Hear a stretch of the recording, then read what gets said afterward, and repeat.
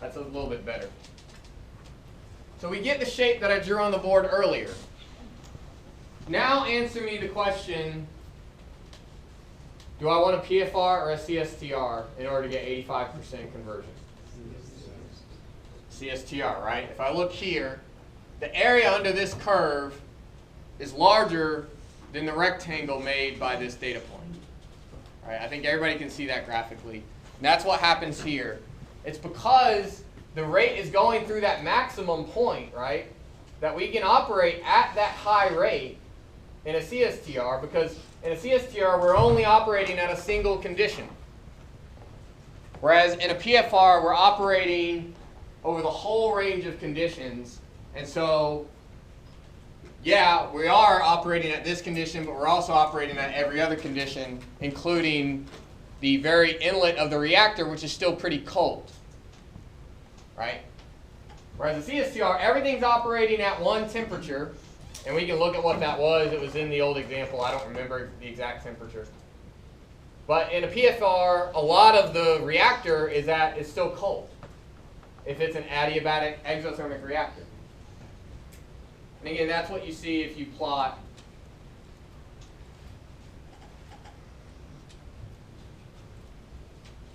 the temperature versus the volume.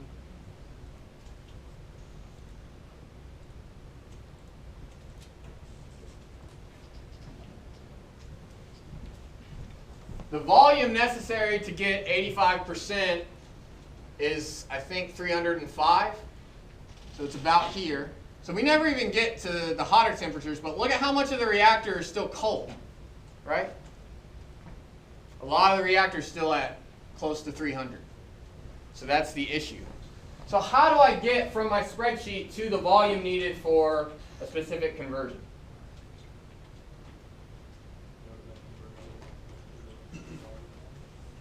Yeah, scroll. Don't overcomplicate things. So the conversion passes 85% at a volume of 305 to 306 liters. Do we need it more specific than that? Do you really think you're going to lose points on a homework if you don't give me the volume to 7 significant digits? No. Just scroll down and look at about where it is. Yeah. So graphically, that was that point where it shifted up. Yeah, I mean, you can also of course plot volume versus conversion.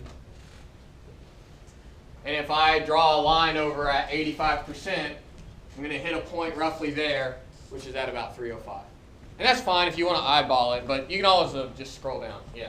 So if you're running this reaction to like maximize, I guess, money, are you going to run it in a CSTR at like a specific temperature, or how are you going to find that? That's a good question, and it depends on a lot, right? So if I want to run in the smallest reactor possible, what condition do I want to run at? PFR or CSTR, and then what condition? CSTR, and the most quote-unquote efficient, if I ignore cost of separation, would be to operate at this conversion. Here my rate is at its maximum. So if I'm at this conversion, I can't make a smaller reactor than a CSTR, right? And I'm maximizing the sort of conversion per volume that I'm going to get. But now I have to deal with a conversion of 60%. So how does that affect my downstream separations? That's the question that you have to figure out. Otherwise, yeah, for an exothermic reactor, often you are going to want to do a CSTR. The other reason is that a CSTR generally is easier to control. Because it's all operating at one temperature, it's just easier to set up your controls. And it's actually easier to worry about, and we're going to get into this in a second, but a heated jacket is usually, again, easier to control than either a co-current or counter-current core shell heat exchanger, which is what you would do in the case of a PFR, if you're trying to run it non-adiabatically. So yeah, it's not an easy question to answer without knowing what are my downstream separations. Yeah. So then is the inverse true? Is a endothermic reaction usually better with a PFR? Yes, so let's do that. That's part of why I wanted to set this up here. So how do we change this from an endothermic to an exothermic reaction? Yeah, I could change this. I could also change this, right? Because in this particular spreadsheet, that's calculated. All right, so now we have positive 5,000, so we have an endothermic reaction. So let's look at some of our plots again. If I plot conversion versus temperature, it's still linear. It's just decreasing instead of increasing. Remember, the linearity simply comes from the fact that delta Cp is equal to 0. And I haven't changed that. We can, but I haven't. So if I plot now temperature as a function of the size of the reactor, we see now that it's decreasing. And we don't actually see it become constant. If we see a constant, if we see that this levels out, what does that mean?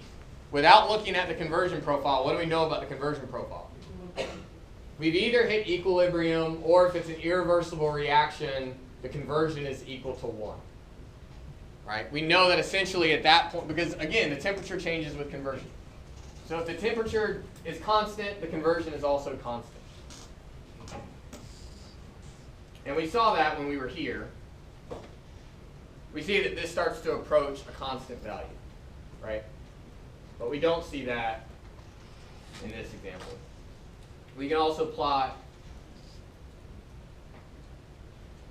conversion versus volume. You see that the conversion is much, much lower. We don't get anywhere near 1 with this volume. So I'd have to go to a much larger reactor if we actually wanted to get complete conversion. And the rate is always, or excuse me, not the rate, but the conversion is always increasing, but of course it is. So we'll look at the rate. How does rate change with volume? Of course, in this case, it's always going to decrease. Why? The temperature is decreasing, and the concentrations are going down. So the rate just decreases throughout the entire length of the reactor. If I look at the Levensfield plot, it's simply increasing all the time. So which type of reactor is going to yield a smaller volume? A PFR, right. And notice that the shape of this curve is the same as if I had an isothermal reactor.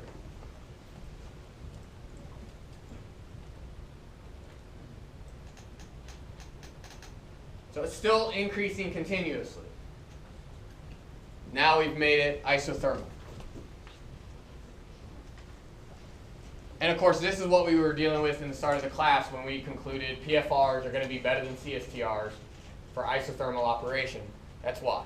But they're also better for endothermic operation. The only time where you get the sort of changes in directions that you see with the Levensfield plot are if you're running non-adiabatically, or if it's an exothermic reaction that you're operating adiabatically. Then the rate can change with conversion in such a manner that gives you that minima that then increases.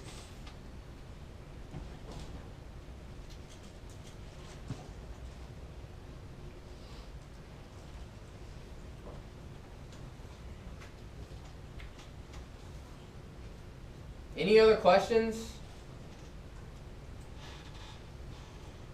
And then we're going to move to a tubular reactor with heat exchange, so non-adiabatic. Okay.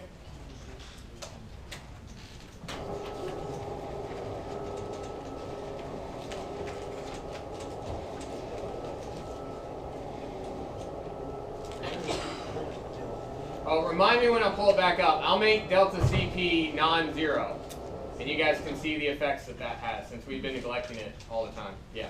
Are you going to put it online, the Excel? No. I didn't even want to do the first one. I shouldn't have, but I already did. But just maybe in the future I'll put up like the simplest thing of this is how to use the Euler methods. But generally I don't like to put them online because you have to know how to do that. And I had a mistake, so then everybody had a mistake. It's the other reason why I don't like to put it online.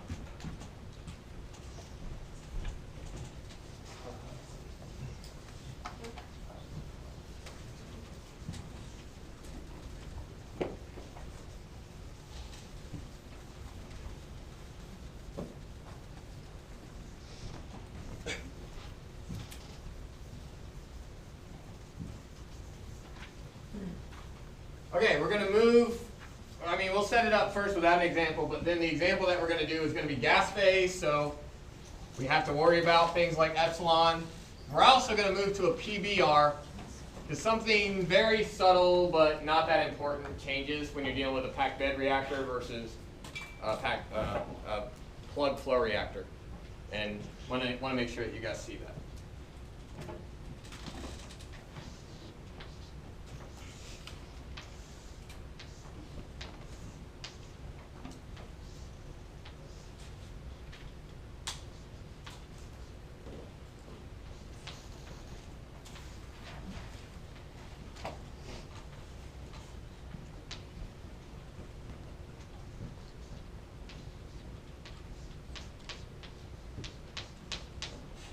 So what's U? Overall, Right? Overall heat transfer coefficient. What's A? the area over which heat is transferred. Yes, that's the heat transfer area.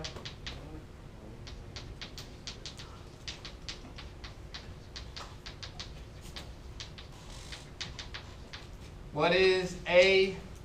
Sorry, I didn't mean to put the C. What is AC in this book?